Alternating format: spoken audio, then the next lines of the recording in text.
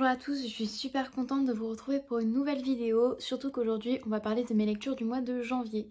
Je vous ai déjà tourné cette vidéo tout à l'heure mais en fait elle était beaucoup trop longue, j'avais du mal à être concise et comme voilà chroniquer des livres c'est encore un exercice auquel il faut que je m'habitue tout simplement, j'ai décidé de vous retourner la vidéo un peu plus chill le soir pour vous parler de tous ces livres donc que j'ai lus ce mois-ci. En janvier j'ai lu 7 livres, je vais seulement vous en parler de 6 puisque le septième en fait est un livre de psychologie assez personnel et j'ai pas envie d'évoquer ça sur la chaîne et en plus de ça j'ai pas grand chose à dire dessus et je suis très contente parce qu'en fait comme j'ai commencé mon service civique ce mois-ci j'avais peur de pas avoir assez de temps pour lire mais au final j'ai quand même lu 7 bouquins ce qui est énorme pour moi, ce qui est beaucoup plus que ce que je lisais pendant ma période scolaire quand j'étais au lycée et c'est surtout que j'ai profité des 2 derniers jours en fait, enfin des 3 derniers jours du mois de janvier avec le week-end d'Amil pour terminer 2 livres dont je vais vous parler à la fin de la vidéo et c'est vrai que ça m'a permis pas mal d'accélérer parce que bon vous verrez ça dans un prochain vlog mais même si je n'ai pas complété le challenge, si je ne suis pas allée au bout, au moins j'ai pu lire 2 ouvrages très très beaux et je vous en parlerai tout à l'heure. On va donc commencer par ma première lecture et c'est une lecture que j'ai effectuée en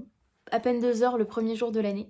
Il s'agit de La Place d'Annie Ernaux, je vous en ai parlé dans ma première vidéo de Pâle et c'est un coup de cœur évidemment. Dans La Place, donc un petit peu comme dans Une femme que j'ai lue cet été, Annie Ernaux vient nous parler de son père. Au moment où elle rédige ce récit, il est déjà décédé et elle va revenir sur sa vie à lui, sur où et quand et comment il a grandi. Elle va revenir aussi sur sa relation à lui, comment elle s'est construite un peu à l'opposé de lui puisque il y a une grande question par rapport à la classe sociale, par rapport au fait de s'élever, on va dire, par la culture, par les études, etc., qui va créer un problème de communication entre ce père et cette fille.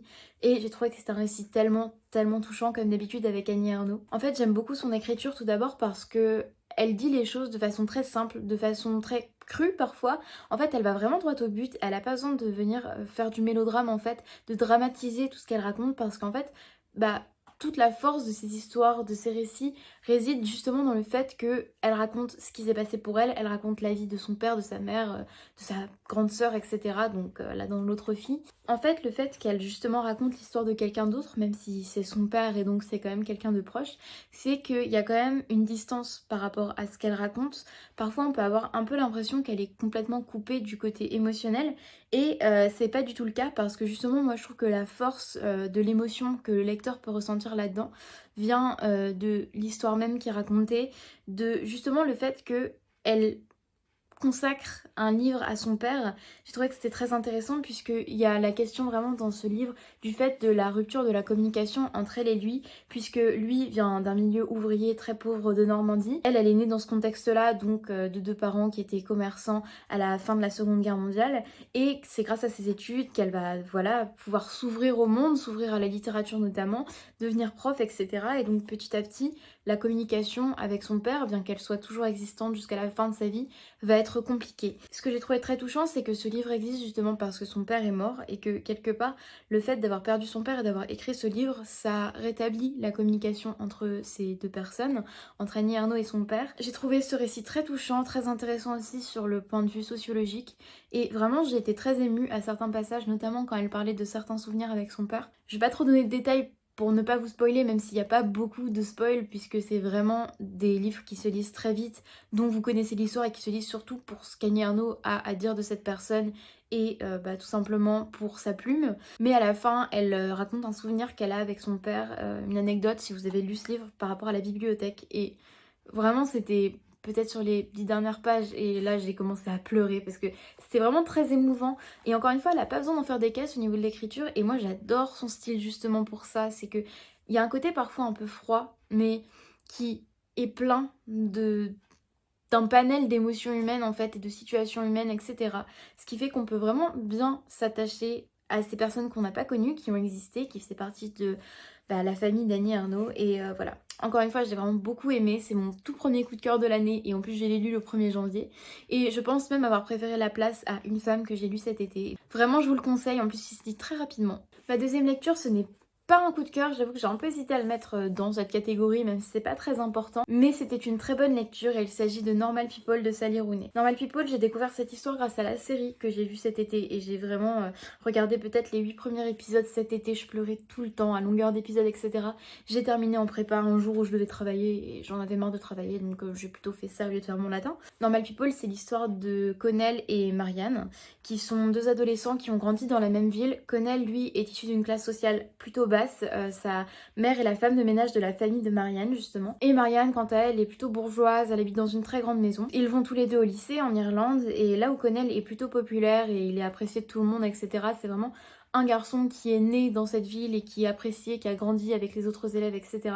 Marianne a toujours été à l'écart et elle est plutôt même harcelée, complètement vue comme un extraterrestre, et en même temps elle le rend bien puisqu'elle prend un peu les gens de haut, du moins c'est la façon dont les personnes qui s'en prennent à elle la considèrent en fait. Ils se sentent comme menacés par la condescendance de cette fille parce qu'elle ne dit rien et parce qu'elle n'a rien à leur dire. Vous vous en doutez, Normal People est une romance puisque Connell et Marianne un jour vont parler un peu plus que d'habitude et se rendre compte qu'ils sont très à l'aise l'un avec l'autre et qu'ils peuvent parler de choses desquelles ils ne peuvent pas parler avec d'autres personnes. Si vous aimez vraiment des histoires qui sont menées par les actions, par ce qui se passe autour des personnages, etc., ce n'est peut-être pas pour vous. Par contre, si vous aimez les romans où c'est vraiment les personnages justement qui portent l'histoire, c'est vraiment leur progression, c'est la façon dont ils deviennent plus complexes, la façon dont ils peuvent régler par exemple leur trauma, etc. La façon dont ils évoluent dans le monde en fait, c'est vraiment quelque chose qui peut vous plaire parce qu'en soi il ne se passe pas grand chose entre guillemets dans cette histoire puisque l'on suit Marianne et Connell pendant plusieurs années en fait depuis le lycée, depuis la dernière année donc la terminale pour nous, jusqu'à 4-5 ans dans leurs études supérieures à l'université, puisque ces deux personnages ne vont pas se séparer à la fin du lycée, ils vont se revoir, ça va être un peu compliqué, etc. Et c'était vraiment très très beau, j'ai trouvé ça magnifique. En fait, si je l'ai pas mis dans mes coups de cœur, c'est parce que je pense avoir préféré la série et je me dis que si je n'avais pas vu la série, je ne me serais peut-être pas tournée vers Normal People et peut-être que je l'aurais même un peu moins aimé, tout simplement parce que si j'étais vraiment intéressée dans le fait de continuer, c'est parce que je connaissais l'histoire et que je voulais voir la façon dont c'était écrit. Et du coup, je regrette peut-être un peu d'avoir vu la série avant de l'avoir lu, mais en tout cas, c'était très très bien écrit, c'est écrit de façon très simple. On suit vraiment, c'est une narration qui suit absolument les pensées de Connell et Marianne, ça fluctue un peu entre les deux de façon très fluide et c'est d'une complexité en termes de psychologie comme j'ai jamais vu en fait. À chaque fois que je lis un bouquin, j'ai besoin que l'auteur s'investisse un minimum dans juste le côté, l'aspect psychologique en fait de ces personnages pour vraiment détailler leur complexité, je veux dire leur avancée du début de l'histoire à la fin de l'histoire. Et là, c'est vraiment mon rêve devenu réalité ce bouquin parce que c'était tellement beau et c'était tellement axé notamment sur plein de thèmes en fait différents que les jeunes adultes de notre époque peuvent rencontrer. C'est comment gérer ses relations à cause des traumas qu'on a vécu quand on était plus jeune et qu'on vit encore. Comment gérer les différences de classe sociale, l'appartenance à un groupe. Il est aussi question de dépression, de violence. Il est aussi question de violence ordinaire, il est aussi question de dépression, d'harcèlement et voilà, c'est un panel de plein de choses. On parle aussi notamment à un moment de relations toxiques. Et en fait, c'est juste grâce à ces deux personnages et à leur relation, on suit vraiment l'évolution de deux jeunes adultes dans la vie qui font face à plein de choses, mais qui sont toujours là l'un pour l'autre en fait, et qui essayent de s'apprivoiser, qui essayent de progresser ensemble, même si c'est compliqué parfois, etc. J'ai aussi un peu l'impression que c'est un livre notamment sur la dépendance affective. Après, c'est mon impression à moi, je l'ai lu en anglais, donc peut-être que je passe à côté de quelque chose, mais en tout cas, j'ai l'impression d'avoir très bien compris. Moi, j'ai un peu l'impression que justement, ça parle de dépendance affective et ça montre qu'on peut s'en sortir. Puisque au final, même si et Marianne et Connell sont des personnes avec des fêlures, ils peuvent s'apporter des choses qu'ils vont garder au-delà de leur relation, en fait. Ils peuvent se soigner mutuellement de leur trauma, de certaines failles, etc. Et c'est vraiment un livre qui m'a fait pleurer, qui m'a fait rire, même s'il m'a fait plutôt pleurer parce que dans certaines situations, j'étais très émue. Mais avec une touche d'espoir en fait. C'est vraiment quelque chose que j'ai beaucoup aimé et ça montre aussi qu'on évolue beaucoup et que c'est pas juste parce qu'on a 18 ans que c'est bon, on a terminé d'évoluer, parce que je me doute que moi ayant 18 ans, je vais continuer quand même à gagner en maturité, j'espère. Surtout, bon, je finis par ça, même si c'est assez évident, c'est une très très belle histoire d'amour. Donc je suis très contente de l'avoir lu. C'est vrai que vendu comme ça, on dirait quand même que c'est un coup de cœur, mais je vais encore y réfléchir un petit peu. Ça dépendra. Peut-être que vous verrez ce livre dans ma vidéo de mes meilleures lectures 2021. Qui sait? Maintenant, on passe à une déception. J'en ai parlé dans mon dernier vlog, du coup, je vous conseille d'aller le voir si vous voulez plus de détails parce que je ne vais pas y passer 20 ans. Puisque j'ai vraiment détaillé dans le vlog mes raisons pour lesquelles je n'ai pas aimé cette lecture. Et j'ai pas envie de me répéter et j'ai pas envie de passer 20 ans dessus, surtout que j'ai pas aimé. Mais donc il s'agit de Sylvia d'Howard Fast. Pareil, je vous en avais parlé dans ma première vidéo de Pâle. Et en fait, j'avais beaucoup d'espoir pour ce livre parce que c'est l'histoire d'un détective qui va être engagé donc, dans les années 50 par un milliardaire de Los Angeles afin d'enquêter sur la femme qu'il va épouser, qui s'appelle Sylvia. Et cet homme sait très bien que cette femme lui a donné un faux nom, que cette femme n'est pas qui elle prétend être, et il a besoin de savoir d'où elle vient, tout simplement. Notre détective McLean va donc partir sur les traces de cette femme avec très peu d'espoir de trouver quoi que ce soit, car le seul document qu'il a pour s'aider, puisqu'il ne connaît même pas son vrai nom de famille, c'est un recueil de poèmes que Sylvia a écrit quelques années avant et publié, comportant des poèmes très mystérieux. Je précise dès le début que McLean n'a pas rencontré Sylvia, du coup, au départ, puisqu'elle ne doit pas savoir qu'on enquête sur elle, et il ne va pas la rencontrer de toute son enquête, il va vraiment partir à la recherche du fantôme de ce qu'elle a été, et à côté de ça, on sait qu'elle est vivante et qu'elle vit sa vie de tous les jours pendant que lui va partout aux États-Unis pour essayer de retrouver sa trace. Dit comme ça, vraiment vendu comme ça, je me suis dit mais ça va être génial, je vais passer un excellent moment, ça a l'air trop prenant, etc. En plus, il y a un rapport avec la poésie. Et ça l'a pas fait du tout. Alors, j'en ai peut-être rapidement parlé, je pense vraiment que le genre détective, mystère, etc., c'est pas fait pour moi parce qu'à chaque fois, je suis un peu déçue quand même. Mais là, c'était plus qu'un peu déçue parce que vraiment, dès le début, j'ai d'abord trouvé l'écriture assez lourde. Vraiment, j'ai trouvé que les dialogues notamment ou les descriptions, tout était très peu naturel. Je pense que expliquer la lourdeur justement des dialogues passerait mieux avec des exemples et là j'en ai pas trop, du coup je suis désolée. Mais simplement, c'était très peu naturel la façon dont les personnages s'expriment. On ne peut pas se dire qu'une personne dans la vraie vie, dans cette situation, s'exprimerait ainsi. Et c'est pas juste parce que je ne connais pas de gardien de prison ou que je ne connais pas d'anciennes prostituées, etc. C'est juste très peu naturel. On avait aussi des descriptions qui servaient à rien, bref au niveau de l'écriture moi ça l'a pas fait, peut-être que c'était un problème de traduction, c'est possible également, mais bah déjà quand l'écriture d'un bouquin me plaît pas c'est difficile de s'accrocher à l'histoire.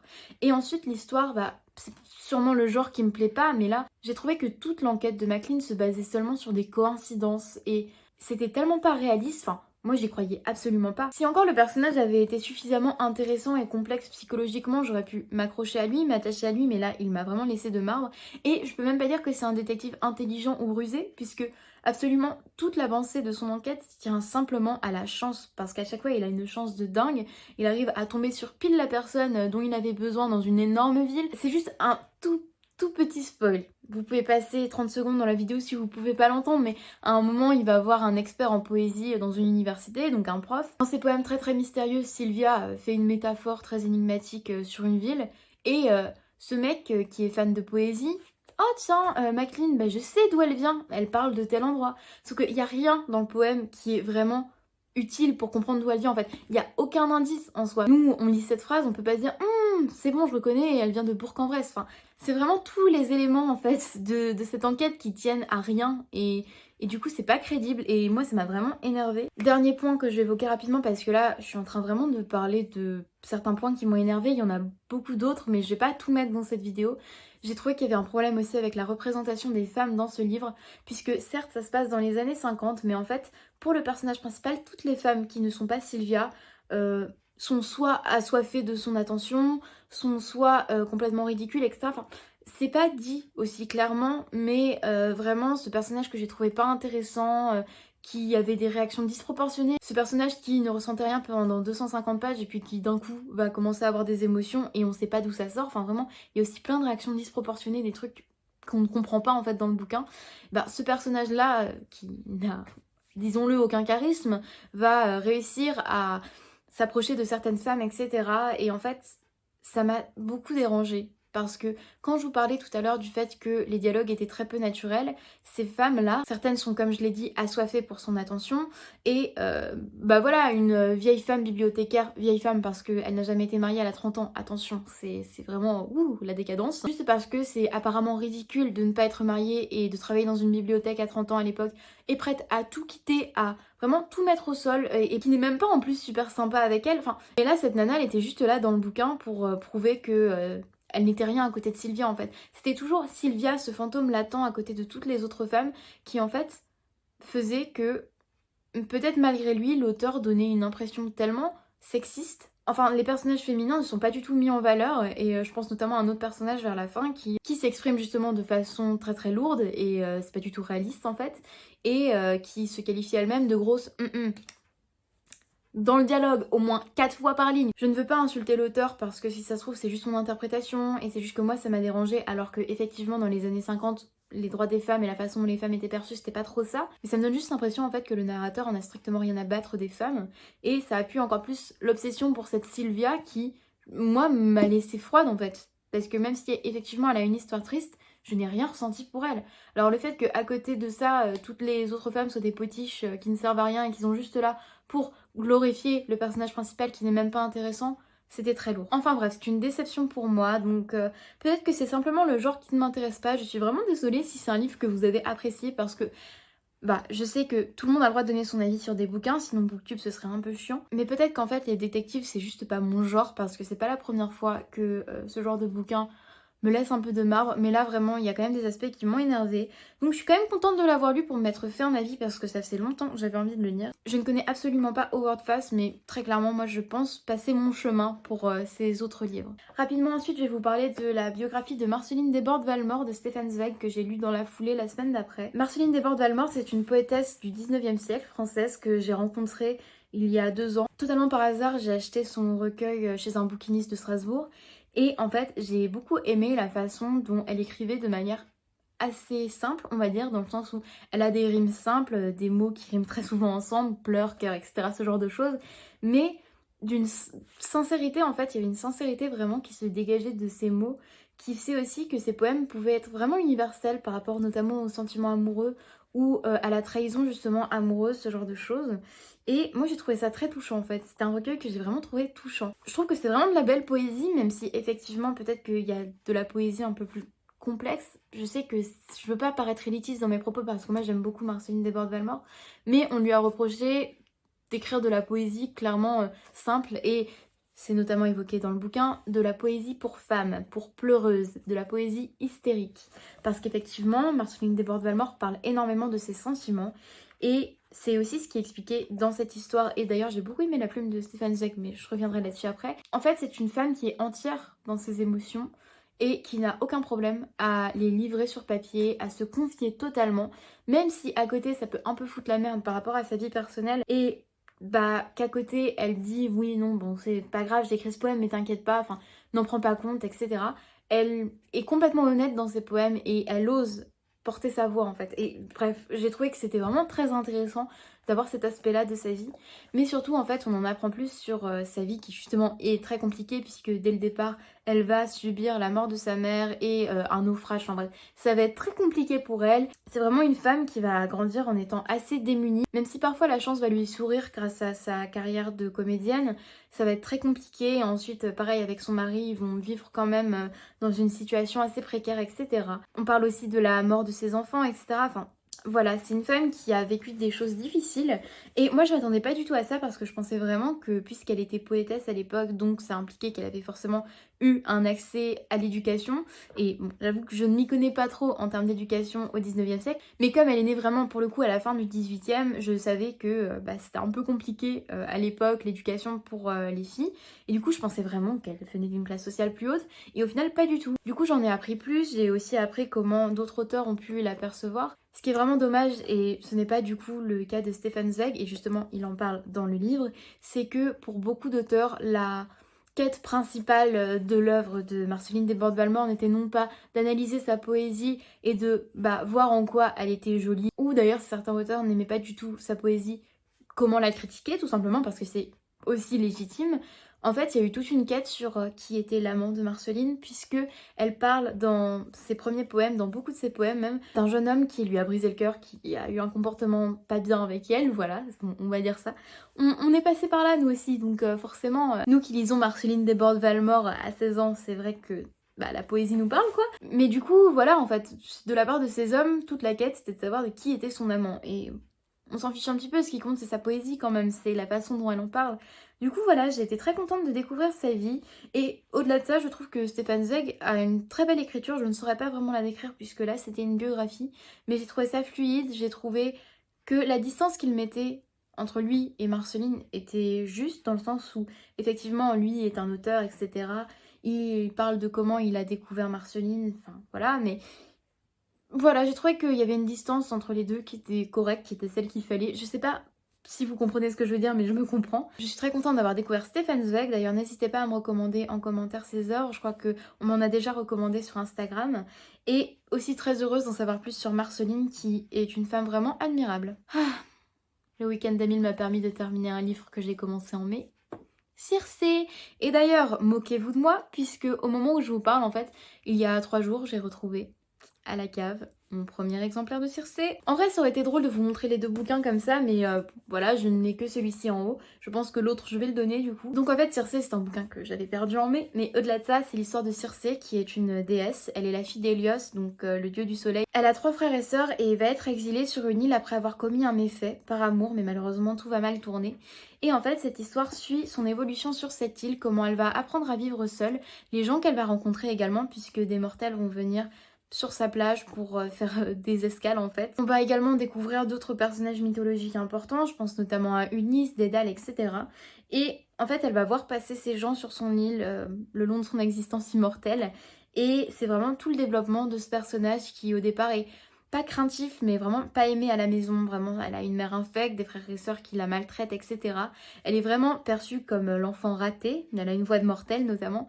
Et c'est incroyable. Ce livre est incroyable et là du coup il s'agit évidemment d'un coup de cœur. La plume de Madeline Miller est déjà incroyable. Elle se met tellement bien dans la peau de son personnage, j'ai rarement vu ça en fait, c'est d'une justesse vraiment incroyable. Et en plus de ça, elle ne s'attarde pas trop sur les scènes. Je trouve que le rythme du roman est très rapide, ce qui fait qu'on n'a pas le temps de s'ennuyer en fait. Je veux dire quelque chose d'assez paradoxal, mais le fait que justement je trouve ça assez rapide dans le sens où les scènes s'enchaînent rapidement, fait qu'il y a un peu un effet un peu série, un peu mini épisodes comme ça qui se suivent et ça rend toujours la lecture intéressante, on n'a pas le temps de s'ennuyer, mais en même temps, et c'est ce que j'avais noté dans mon bullet journal justement quand j'avais pris des notes là-dessus, c'est vraiment un livre qui ne pourrait pas être adapté je pense au cinéma ou justement en série Netflix, parce qu'en fait la force de cette histoire réside dans le fait que c'est une histoire écrite, que c'est un roman. Je pense qu'il y a certaines choses qui ne peuvent être décrites qu'avec des mots. Le cinéma est un art tout autre que je connais moins et qui peut montrer aussi des choses que les mots ne peuvent pas montrer. C'est simplement le monde par exemple dans lequel évolue Circé ou même la façon dont elle décrit les personnages, les dieux, etc. Tout, tout a une ampleur en fait, je ne saurais pas comment expliquer mieux que ça, mais simplement c'est un monde qui n'est pas réaliste puisqu'il y a un palais dans l'océan, voilà, ça on peut l'imaginer, mais surtout certains dieux qui sont bleus, qui sont énormes, il y a un monstre, le monstre Scylla, etc. Enfin c'est des choses, tu lis ça, tu ne peux pas te dire oh tiens, je vais essayer de faire un dessin parce que les gens qui le font déjà respect, mais pour moi c'est impossible, pour moi je visualise quand je lis mais j'arriverai pas à voir comment ça pourrait être fait autrement. Bref, cet argument est nul pour vous faire lire ce livre, mais je sais pas comment vous le vendre en fait, parce que c'est très très émouvant je trouve. C'est vraiment un livre que je qualifierais de féministe. C'est vraiment la façon dont Circé va s'émanciper depuis son île, de toutes ces histoires familiales, de toute la toxicité justement des dieux, comment elle va réussir à avoir confiance en certains mortels, comment elle va réussir à ne compter que sur elle-même à certains moments où ça va être très compliqué avec certaines personnes. Et en fait c'est là que réside la force de cette histoire, c'est que quoi qu'il arrive en fait, quel que soit le moment de la vie de Circé, il y a toujours des choses à apprendre et des choses que moi-même en fait en lisant je me disais mais purée mais c'est tellement vrai, alors que quand même on parle d'un personnage mythologique, d'une mythologie qui a été écrite il y a plus de 2000 ans, enfin c'est vraiment un personnage qui, de base, quand on parle de Circé, a une certaine distance avec nous, lecteurs du 21e siècle. Et pourtant, là, mais j'aimerais tellement arriver sur son île et prendre un thé avec elle, et discuter et faire de la sorcellerie. Enfin bref, c'est débile, mais... Ah oui, parce qu'en fait, je l'ai peut-être pas précisé, c'est complètement débile, puisque c'est même à l'essence même du roman. Circé est une sorcière, et c'est en cela qu'elle va trouver sa force, elle va puiser justement sa force dans la magie qu'elle pratique depuis son île. On va dire que sa magie est à l'image de qui elle évolue avec elle, et en fait, c'est vraiment un très très bel outil pour parler justement du développement de ce personnage et de la façon dont elle va réussir à s'émanciper. J'en ai très très mal parlé, mais en tout cas, Circé, c'est un énorme coup de cœur. C'était déjà le cas quand je l'ai commencé en mai. Et je ne peux que vous le recommander, même si vous ne vous y connaissez pas en mythologie en fait, parce que c'est très très bien expliqué. Vraiment, moi, il y a plein de personnages que je ne connaissais pas, et Madeline Miller fait ça tellement bien. Enfin, elle explique en 2 phrases, et vous avez compris, et vous n'avez pas besoin d'y revenir, parce que vous êtes tellement pris dans l'histoire que tout fait sens en fait. Et c'est aussi un livre qui est très difficile à lâcher, et d'ailleurs quand je l'ai perdu ça m'a vraiment saoulée, parce qu'en fait encore une fois ça se lit très bien et on est vraiment happé par l'histoire et surtout happé par ce personnage incroyable qui m'a beaucoup appris. Et enfin, dernière lecture également faite pendant le week-end d'Amil, du coup le week-end dernier au moment où je vous parle, et vous verrez de toute façon les images dans le vlog, mais il s'agit de Ces jours qui disparaissent de Timothée Le Boucher. Oh, Ces jours qui disparaissent, comment vous en parler? J'ai encore un peu de mal à réfléchir de la bonne manière par rapport à cette BD. Non pas qu'il y ait une bonne manière de juger le livre, parce que je sais ce que j'en pense, mais waouh, c'était très très fort comme lecture, c'était parfois très difficile. Et mon copain en est témoin, j'ai fermé le bouquin, je n'ai pas parlé pendant 5 minutes et j'avais des larmes aux yeux qui refusaient de sortir parce que j'étais vraiment sous le choc.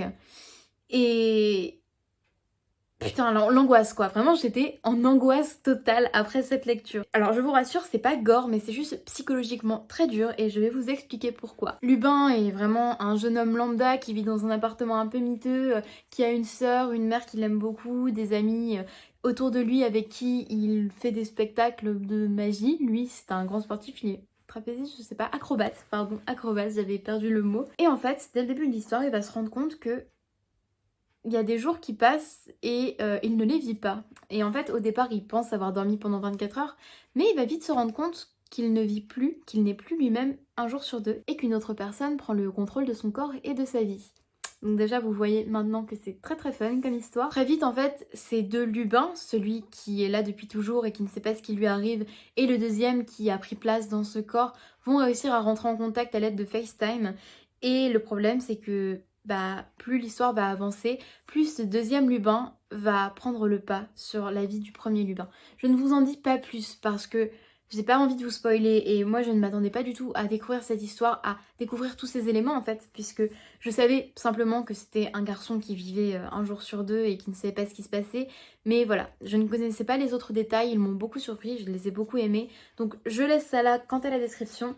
Mais par contre vraiment, c'était une très très bonne lecture. Enfin, c'était vraiment très très fort. Je vous montre juste rapidement les dessins parce que j'ai beaucoup aimé le style en fait de l'auteur. Je ne lis que très très peu de romans graphiques, BD, etc. Alors je pourrais qualifier en fait ce style d'un peu simple, mais c'est pas du tout un simple négatif. Moi j'ai trouvé ça très beau, les couleurs sont vraiment très belles. Il y a un univers en fait. Je ne connaissais pas du tout Timothée le Boucher, mais j'aime beaucoup ses dessins. Je les trouve très touchants et je trouve qu'ils correspondent bien à l'histoire et justement au fait qu'il y ait beaucoup de personnages dans cette histoire, que l'histoire soit encore une fois basée vraiment sur l'aspect psychologique, la complexité, etc. de la situation et des personnages. Au-delà des dessins, c'est vraiment une histoire assez anxiogène quand même. C'est une histoire qui prend vraiment aux tripes parce que on commence à se poser plein de questions en mode mais qu'est-ce que je ferais si ça m'arrivait? Et donc voilà, c'est très compliqué d'en parler sans vous spoiler, mais simplement j'ai été extrêmement touchée. On trouve quand même des messages positifs dans cette BD et notamment par rapport aux relations que les uns tissent avec les autres, par rapport aux relations entre une mère et son fils, par rapport aux amis, etc. À comment la vie peut passer en fait et comment on peut apprendre à profiter des gens qu'on aime. Je ne vais pas vous en dire plus, du coup je vais m'arrêter là, mais sachez juste que ça a été une très très bonne lecture et malgré tout, si vous êtes un peu sensible à ce genre de questions et que vous n'avez pas forcément envie de quelque chose qui va vous retourner le cerveau psychologiquement, je vous conseille pas trop de vous lancer dans ça maintenant parce que vraiment, moi après, j'ai quand même pleuré, enfin j'étais vraiment pas très bien. Mais malgré tout, c'était une très belle histoire, j'ai été beaucoup touchée et je suis vraiment très contente d'avoir pu enfin lire cette BD qui me faisait de l'œil depuis longtemps. Bien, c'est tout pour mes lectures de janvier, du coup j'espère que cette vidéo vous aura plu. J'ai vraiment essayé de faire au mieux pour être concise, même si c'était un peu compliqué parfois, mais c'est important pour moi de vous donner quand même certains détails de certains livres, notamment pour Sylvia. N'hésitez pas à me dire dans les commentaires ce que vous avez vous lu en janvier, comment se sont passées vos lectures, si vous avez lu certains des livres que j'ai lus. Et moi je vous dis à très très bientôt pour une prochaine vidéo sur ma chaîne.